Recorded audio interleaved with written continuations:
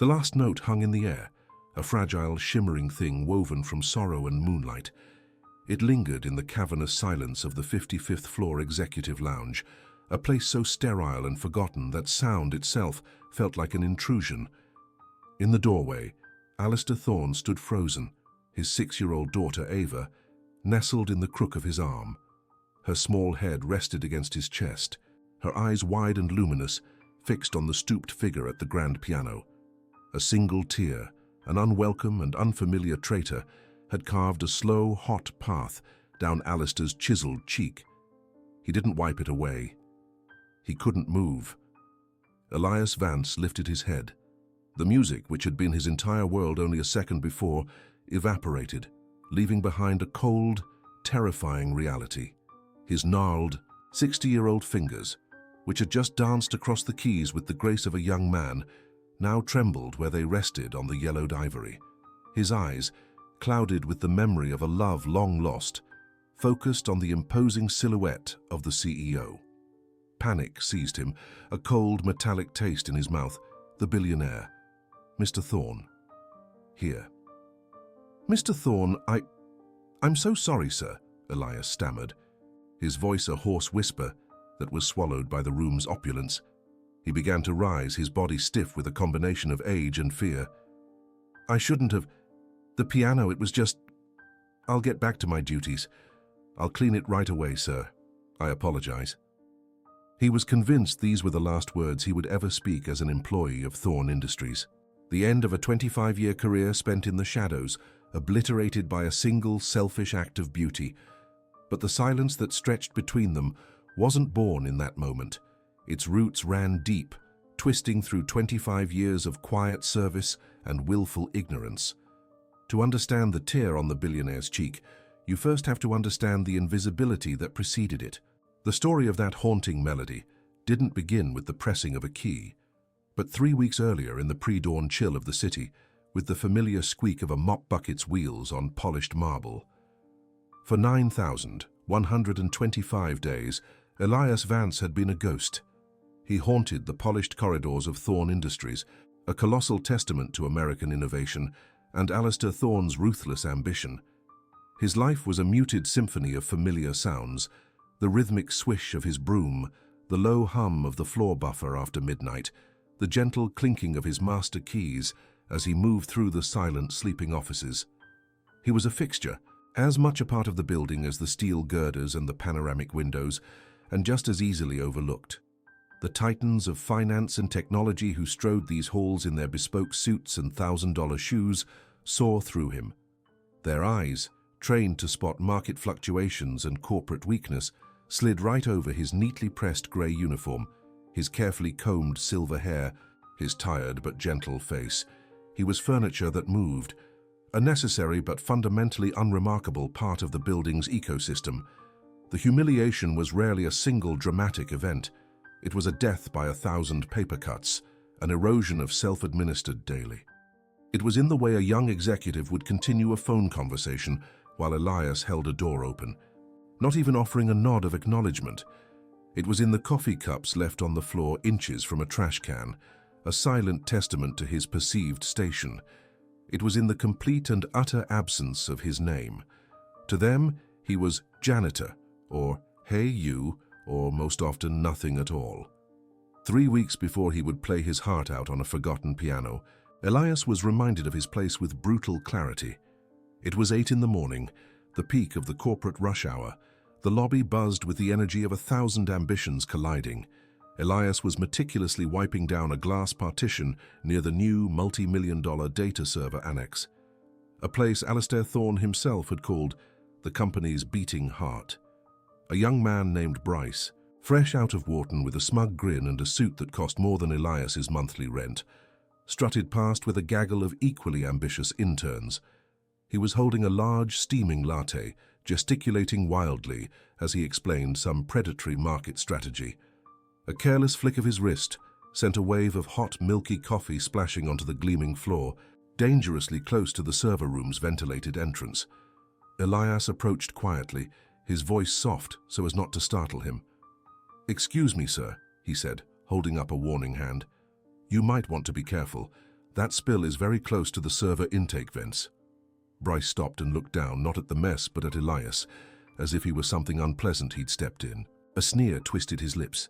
He didn't lower his voice. He amplified it, playing to his audience of interns. "Just clean it, old man," Bryce scoffed, the words sharp and dismissive. "That's what we pay you for, isn't it?" A few of the interns snickered. The sound echoed in the vast lobby. Each titter a small hammer blow against Elias's dignity. He felt a hot flush of shame creep up his neck, but his face remained a calm, neutral mask. He had learned long ago that to show emotion was to give them a victory they hadn't earned. He simply gave a short, professional nod. "Right away, sir," he said. He turned and walked, with deliberate, unhurried steps, to his utility cart. He retrieved the wet floor sign, the mop, the bucket.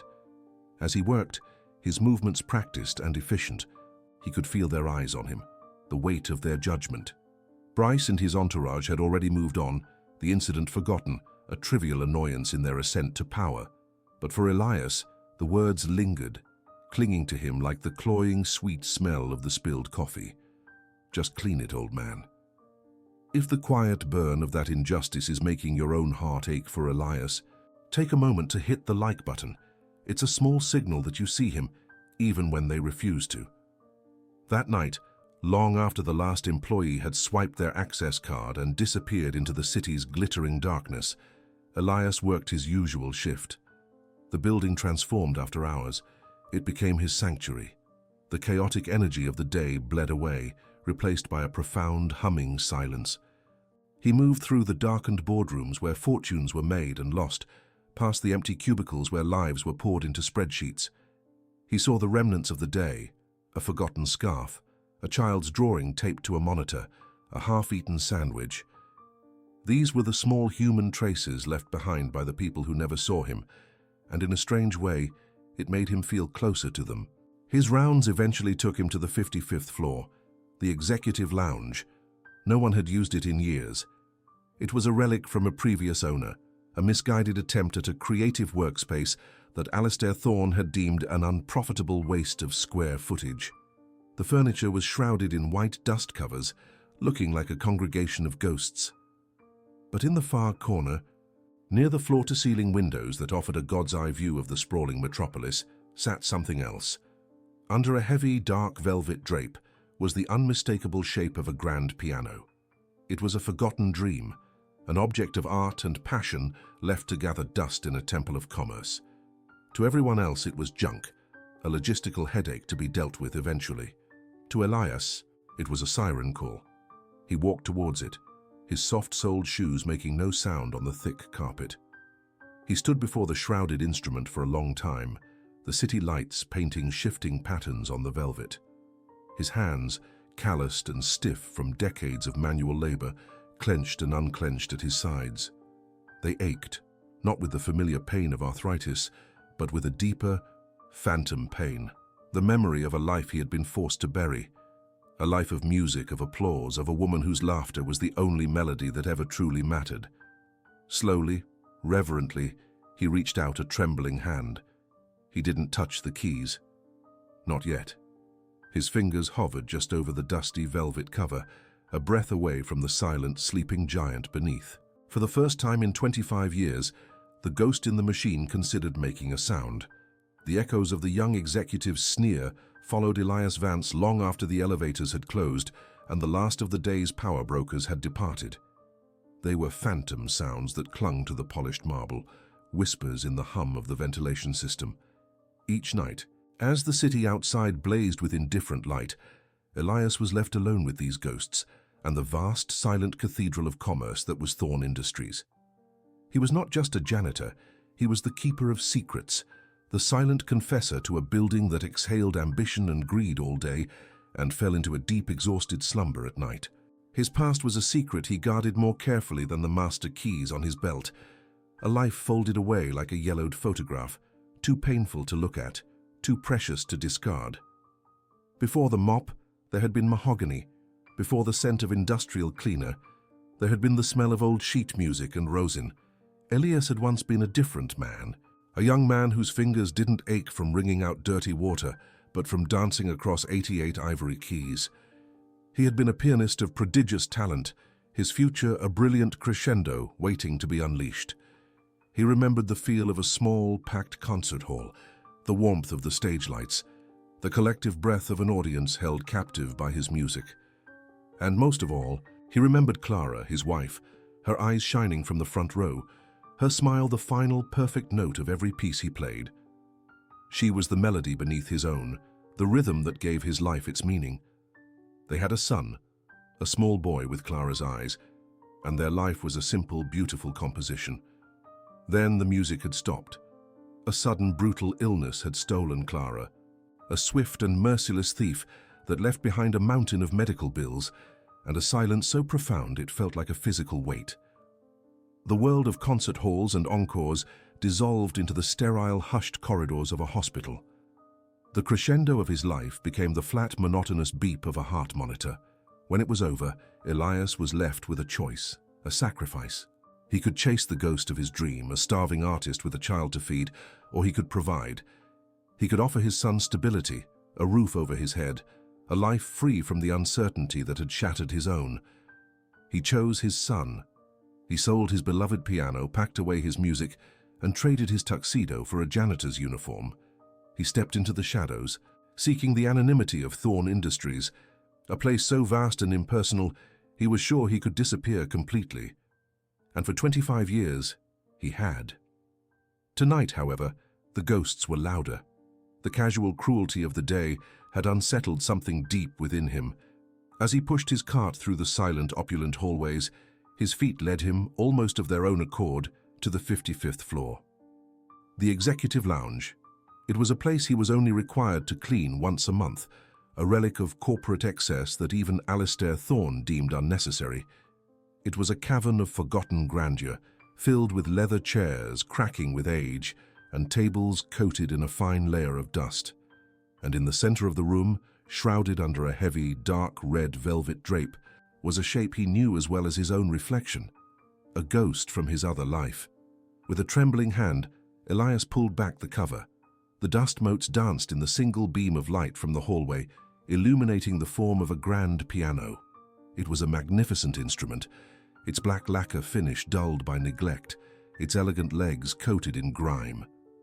To everyone else, it was just a piece of oversized, outdated furniture, a liability. To Elias, it was a siren call, a painful, beautiful reminder of the man he used to be. For weeks, he had only looked. Tonight, he touched. His calloused fingers, so accustomed to the rough handle of a broom, gently traced the elegant curve of the lid. A profound ache, a mix of grief and longing resonated through him. If you have ever felt the pull of a dream you thought was long dead, you know the feeling that gripped Elias at that moment.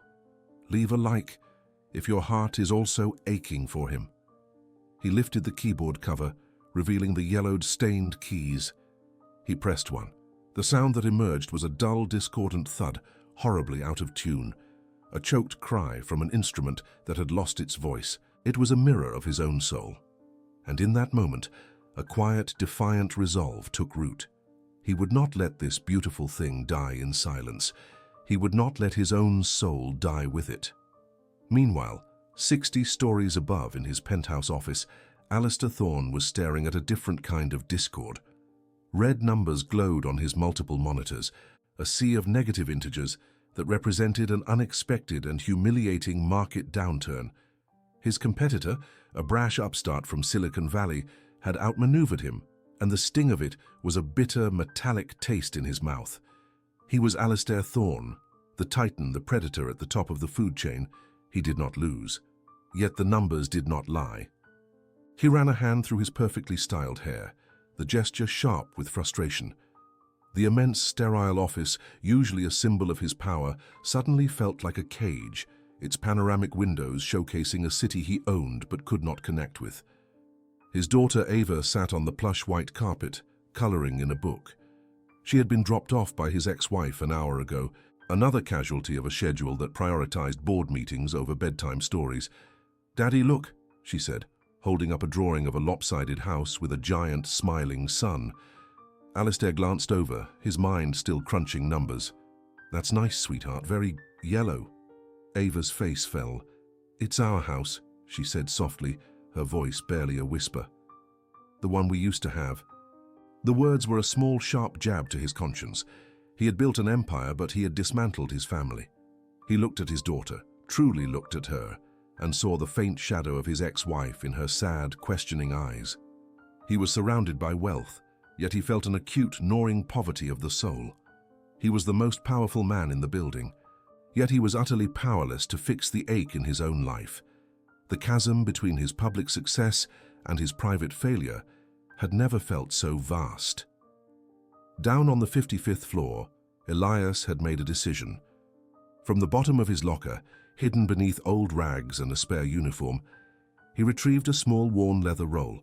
He opened it on the floor next to the piano, revealing a set of tuning tools, a tuning lever, mutes, a temperamental strip. They were relics from his past, tools he hadn't touched in a quarter of a century. Yet his hands remembered their weight and feel. His work began in secret, a ritual performed in the deep quiet of the night. First he cleaned. With a reverence usually reserved for sacred objects, he polished the wood until it gleamed, wiped down every key, and vacuumed the dust from the intricate felt hammers inside. He was not just cleaning a piano, he was performing an act of restoration for the instrument and for himself. Then came the tuning. It was a slow, painstaking process. He would strike a key, listen to the wavering, wounded note, and then carefully, precisely, turn the corresponding pin with the lever. The slightest adjustment could make all the difference. He worked methodically, one note at a time, his ear attuned to the subtle vibrations. Each clear, true note that emerged from the cacophony was a small victory, a piece of harmony reclaimed from years of neglect. Night after night, Elias returned to the lounge, his secret project becoming the focal point of his existence. He was bringing the forgotten piano back to life, and in doing so, he was slowly, carefully tuning the discordant strings of his own quiet, broken heart.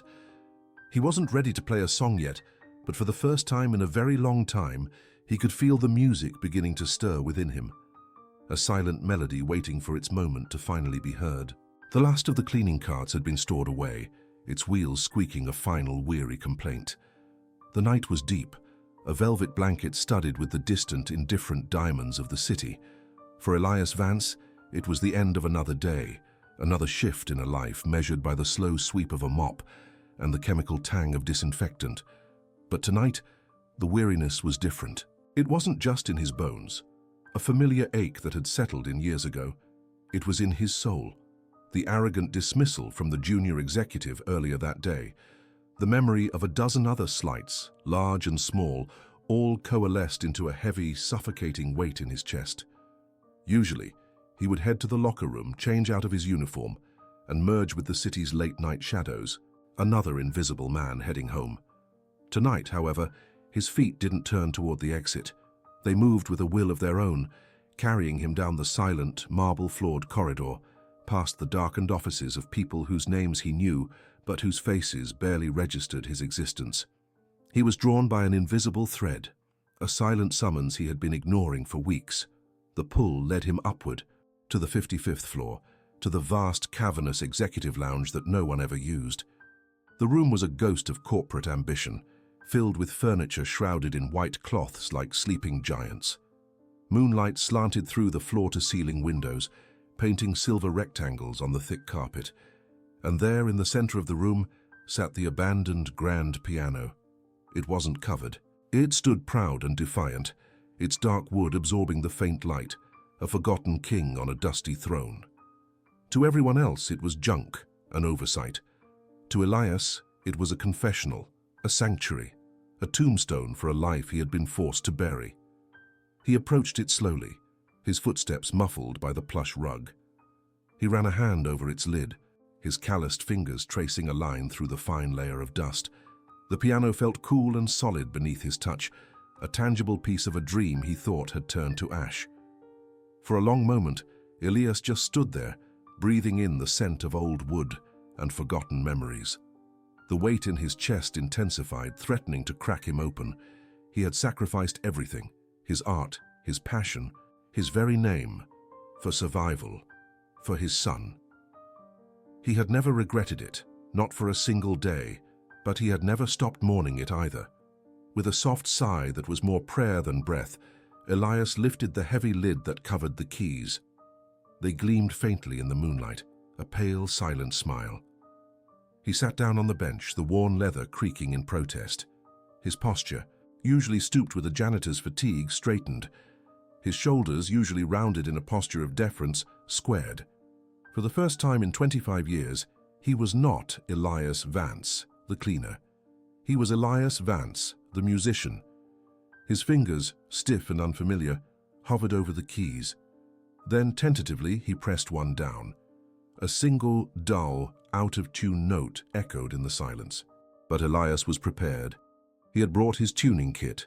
He worked with a quiet, reverent focus, each turn of the wrench, each tap of the hammer, a gentle act of resuscitation. An hour passed, then another. He wasn't just tuning the piano.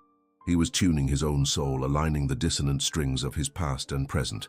When he was finished, he closed his eyes. He didn't see the glittering cityscape outside.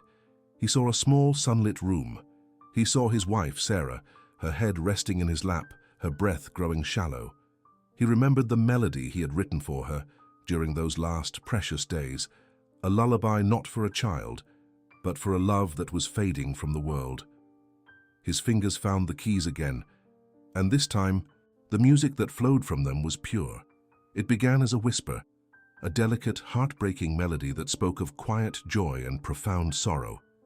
It was the sound of a first kiss and a final goodbye, woven together into a single, seamless thread.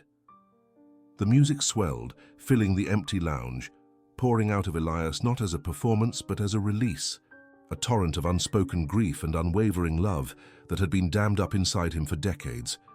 He was lost in it, his head bowed, his body swaying gently, completely unaware that he was no longer alone in the silent tower. 50 floors above, in the sterile luxury of the penthouse office, Alistair Thorne stared at a spreadsheet, but the numbers were just a meaningless blur, a 7-figure loss on the quarterly projections, a hostile takeover rumor starting to gain traction. The pressure was a physical thing, a tightening band around his skull. His empire, the monument he had built to his own relentless ambition, felt fragile for the first time. He ran a hand through his perfectly styled hair, the gesture betraying a rare crack in his iron-clad composure. He was alone, utterly, completely alone. On the plush leather sofa across the room, his daughter, Ava, slept.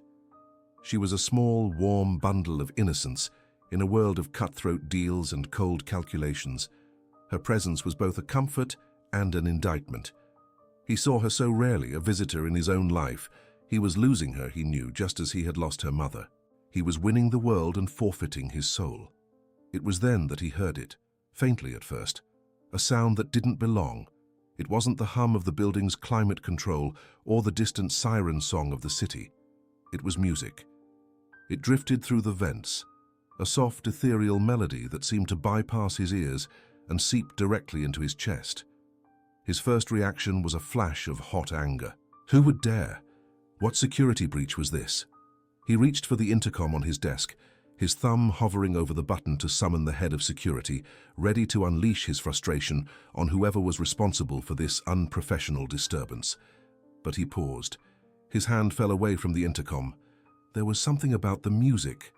It wasn't the bland, corporate-approved classical music that was sometimes piped into the lobby. This was raw. It was human. It was filled with a deep, aching sadness that resonated with the hollow space inside him, a space he never acknowledged. On the sofa, Ava stirred. She sat up, her blonde hair a mess, her blue eyes wide and still clouded with sleep. She wasn't scared or confused. She was enchanted. She pointed a small finger toward the ceiling. "Daddy," she whispered, her voice filled with a child's simple, honest wonder. "What's that beautiful music?" The word beautiful struck Alistair with the force of a physical blow. He had been about to label it a nuisance, a problem to be solved. His 6-year-old daughter, in her innocent wisdom, had identified its truth. It was beautiful, and it was heartbreaking. Something inside Alistair, a tightly coiled spring of control and cynicism, began to unwind. "I don't know, sweetheart," he said, his own voice sounding hoarse and unfamiliar to his ears. Curiosity, an emotion he usually reserved for stock market anomalies, bloomed within him. It was stronger than his anger, stronger than his fatigue. He stood up, the spreadsheets and takeover rumors forgotten. He walked over to the sofa and gently scooped Ava into his arms. She wrapped her small arms around his neck, her head resting on his shoulder, her eyes still searching for the source of the sound. "Let's go find out," Alistair whispered. Holding his daughter, Alistair Thorne left the sanctuary of his power. He stepped out into the hallway, the music growing clearer, fuller, pulling them forward. They rode the private elevator down, the descent silent except for the haunting melody that seemed to be calling their names. Each floor they passed, the music intensified, its emotional weight growing heavier. Alistair felt a strange, unnerving tremor in his hands. He wasn't the CEO of Thorne Industries on his way to solve a problem. He was just a man, a father, being drawn toward a sound that promised to shatter the sterile silence of his life. As the elevator doors opened onto the 55th floor, the melody washed over them, a powerful, emotional wave at its absolute crest. They stood at the entrance to the executive lounge, the door slightly ajar, the music pouring through the gap like liquid light, moments away from discovering the ghost who had been living in their walls all along. The final, heartbreaking note hung in the vast, silent space of the executive lounge, a fragile echo against the floor-to-ceiling glass. It lingered like a ghost, a perfect, crystalline tier of sound, before dissolving into the hum of the city 55 floors below. In the doorway, Alistair Thorne stood frozen, his daughter Ava a warm, still weight in his arms. The music had pierced something deep within him, a place he kept armored and locked away, and now a single traitorous tear escaped his eye. It traced a hot, unfamiliar path down his cheek, a sensation so foreign he almost flinched. He wasn't a man who cried, he was a man who built empires, who crushed competitors, who measured life in quarterly reports and stock valuations. Yet the melody had unmade him in less than 5 minutes. Silhouetted against the glittering tapestry of the metropolis, the janitor, Elias Vance, slowly lifted his head. His shoulders, usually stooped with the quiet weight of decades of thankless labor, were straight.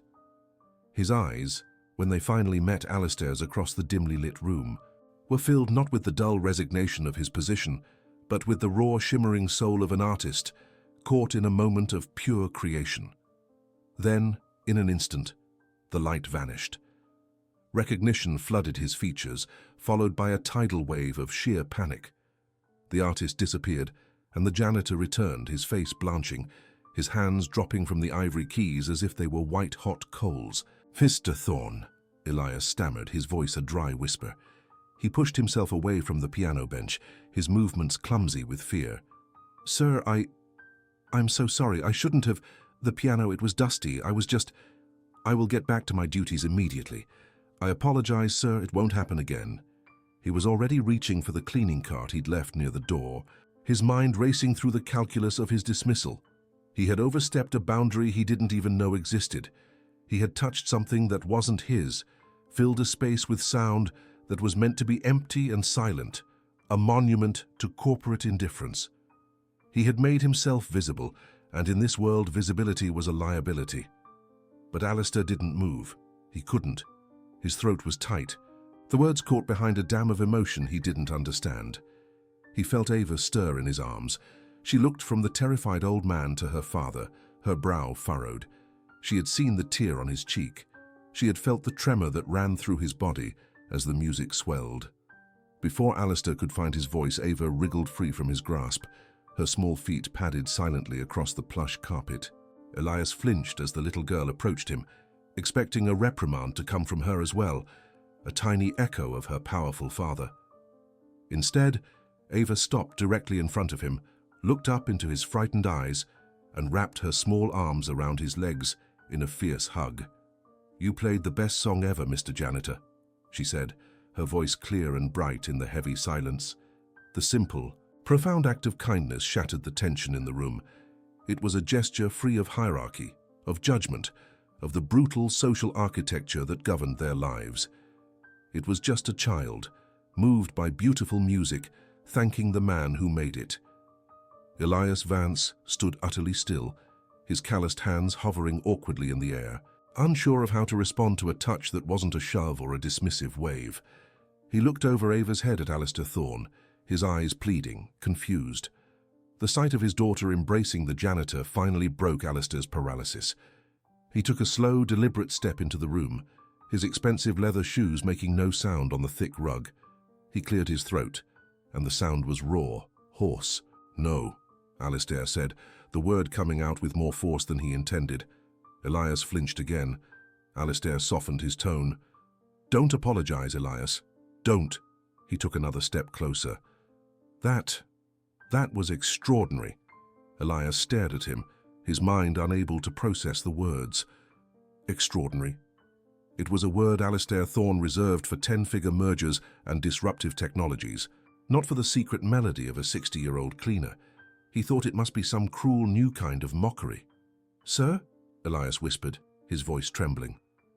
Alistair looked from the gleaming, perfectly tuned piano to the man who had brought it back to life.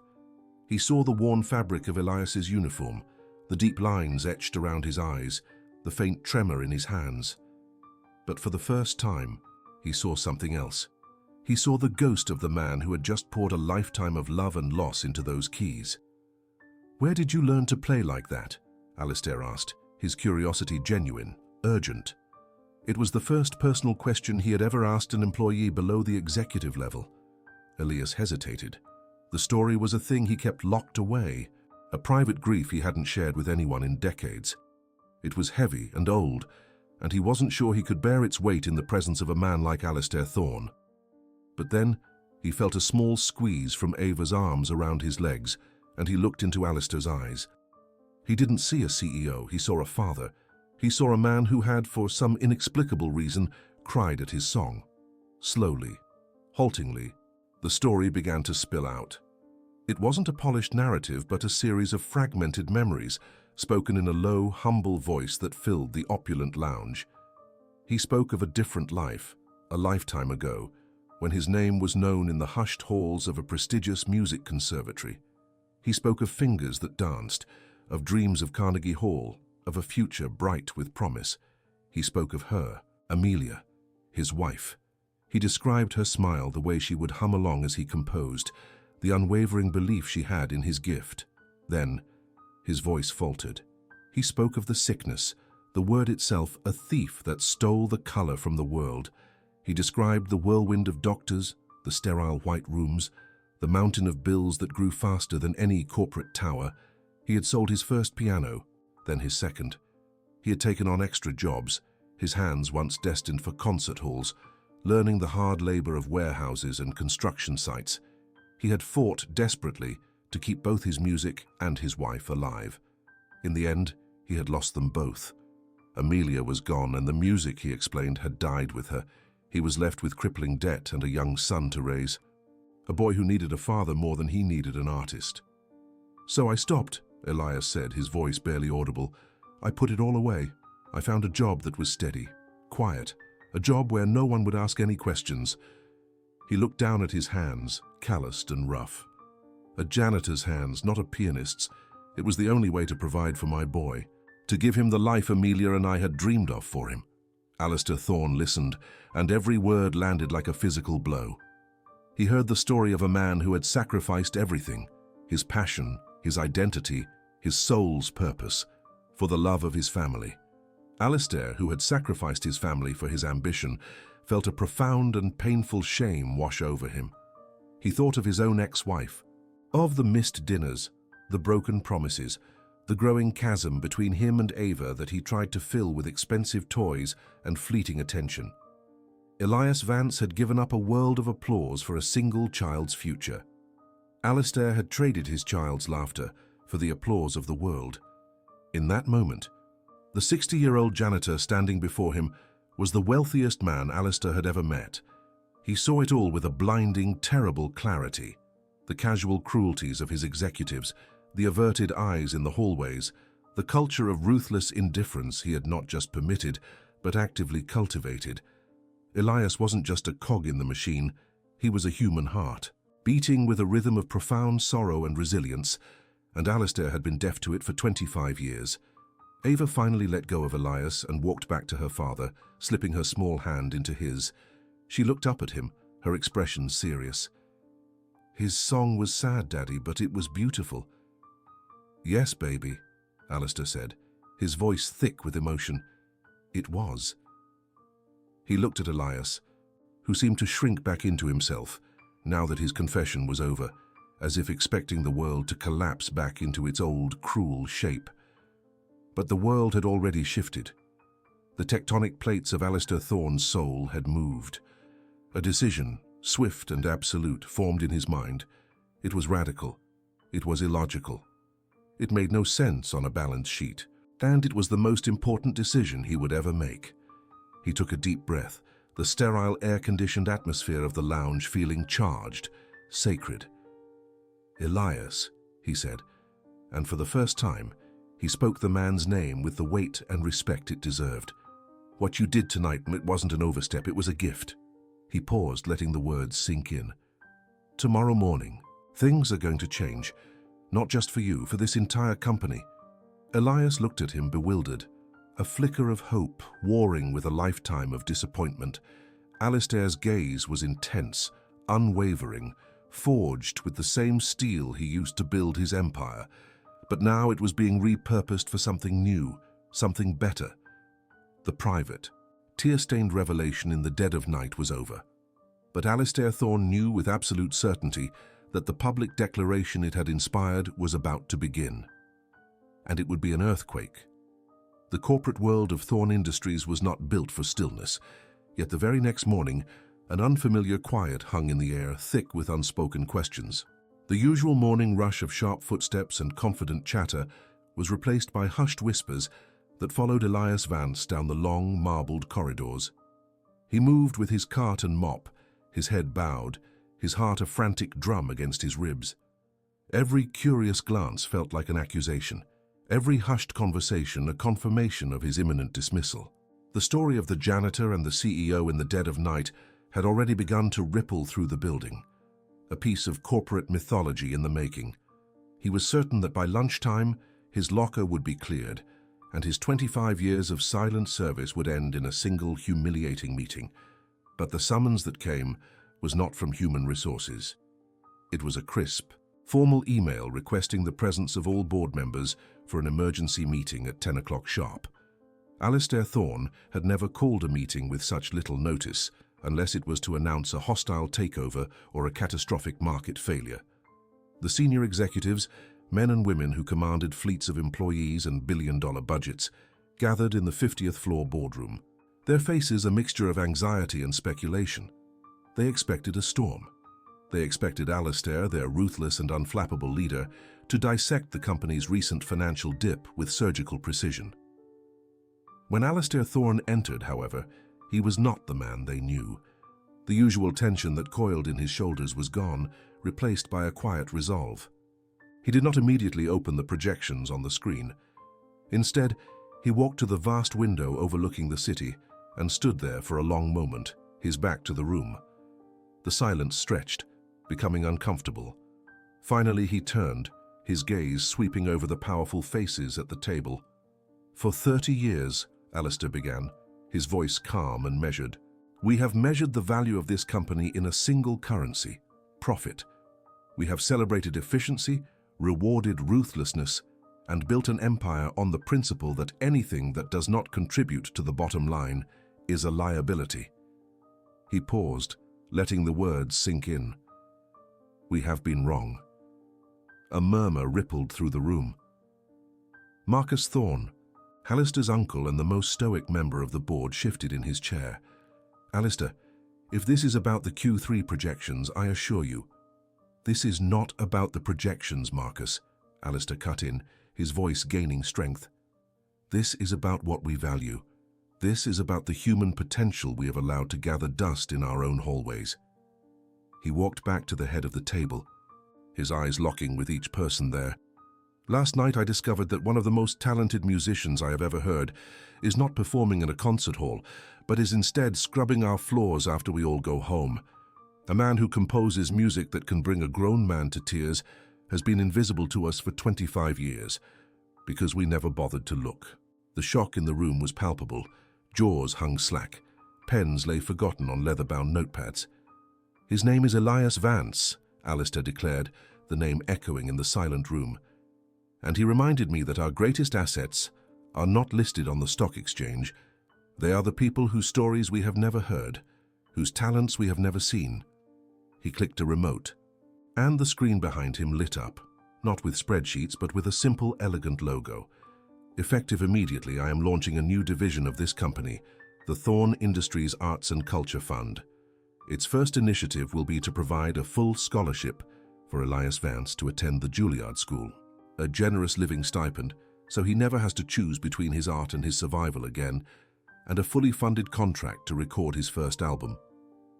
The announcement landed like a thunderclap. This was not the Alistair Thorne they knew. This was something else entirely, a man transformed.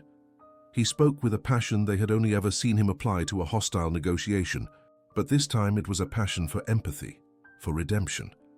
The culmination of this seismic shift came 6 weeks later at the annual Thorne Industries charity gala. The grand ballroom was a glittering spectacle of wealth and power, filled with the city's elite. The air hummed with the clinking of champagne flutes and the low thrum of conversations about mergers and markets. At the center of the stage, where a string quartet usually played forgettable classical music, stood a single, magnificent grand piano. It was the same one from the 55th floor, now meticulously restored, its polished mahogany gleaming under the crystal chandeliers. When the time came, Alistair Thorne walked onto the stage. A respectful hush fell over the crowd. They expected a dry speech about philanthropy and corporate responsibility. Instead, Alistair looked out at the sea of expectant faces and smiled a genuine, unforced smile. "Good evening," he said. "Tonight we are here to raise money for a worthy cause. But before we do, I want to share a story about value. Not the value of a stock, but the value of a human soul." He told them about an abandoned piano, a lonely night, and the hauntingly beautiful music that had drifted through the vents of a silent office building. He spoke of a janitor who had sacrificed his dreams for his family and had hidden a world of beauty behind a quiet, dignified exterior. "I was the CEO of this company," Alistair confessed, his voice thick with emotion, "and I was blind to the greatest treasure within it, until that music found me, until it reminded me what it means to be human." He paused, then said, "Ladies and gentlemen, it is my profound honor to introduce you to that treasure. Please welcome Mr. Elias Vance." From the wings, Elias emerged. He was dressed in a perfectly tailored tuxedo that felt both foreign and strangely fitting. His hands trembled slightly, but as he walked toward the piano, a lifetime of invisibility seemed to fall away from him.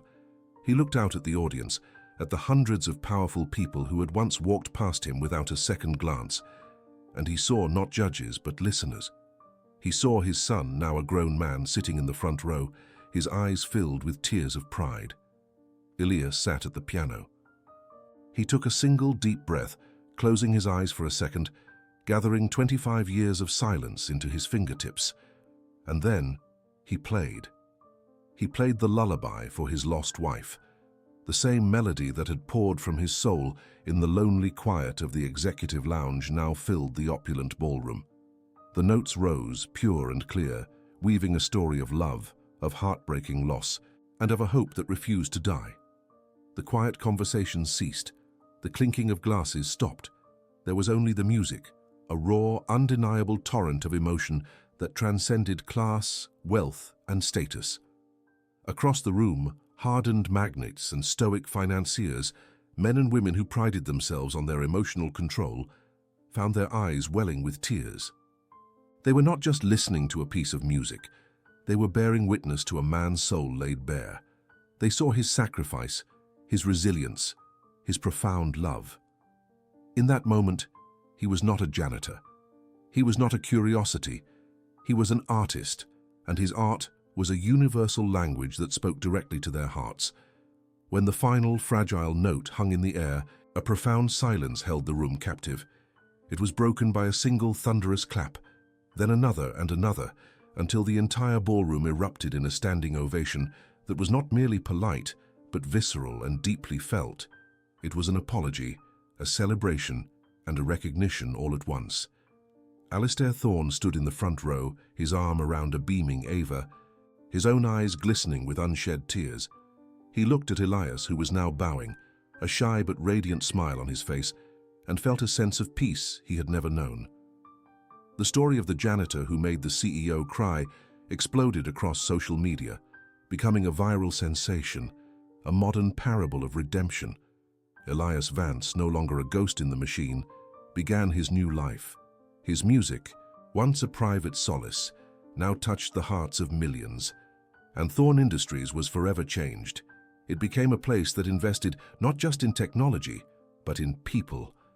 Alistair Thorne, the ruthless tycoon, had learned from the quietest man in his empire the most powerful lesson of all. That true value is not always loud or polished. Sometimes it lies hidden in the quiet corners of the world, waiting patiently, not for a stage, but for just one person to finally stop and listen to its heartbreaking, beautiful truth.